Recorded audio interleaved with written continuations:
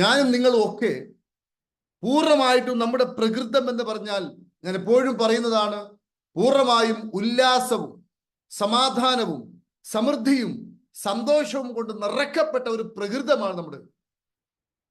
എന്തുകൊണ്ട് ആ പ്രകൃതം മറക്കപ്പെടുന്നു എന്ന് ചോദിക്കുകയാണെങ്കിൽ, നമ്മുടെ അറിവില്ലായ്മ, നമ്മുടെ അജ്ഞത, നമ്മുടെ ഉള്ളിൽ നമ്മളായിട്ട് നിറച്ച്, നമ്മൾ അറിഞ്ഞോ അറിയാതെയോ നിറക്കപ്പെട്ട അന്ധകാരത്തിന്റെ അജ്ഞതയുടെ ആ ഒരു കൂരിരുട്ട് അകത്ത് പ്രവേശിച്ചത് കൊണ്ടാണ് യഥാർത്ഥത്തിലുള്ള നമ്മുടെ പ്രകൃതത്തിലൂടെ നമുക്ക് പോകുവാൻ സാധിക്കാത്തത്. ഇത് നമ്മൾ ആദ്യം മനസ്സിലാക്കണം. ഒരു പ്രശ്നത്തിലൂടെ, ഒരു ഇഷ്യൂസിലൂടെ, ഒരു പ്രോബ്ലത്തിലൂടെ മനുഷ്യന് കടന്നു പോകുവാൻ പ്രയാസമാണ്. എന്തുകൊണ്ട്?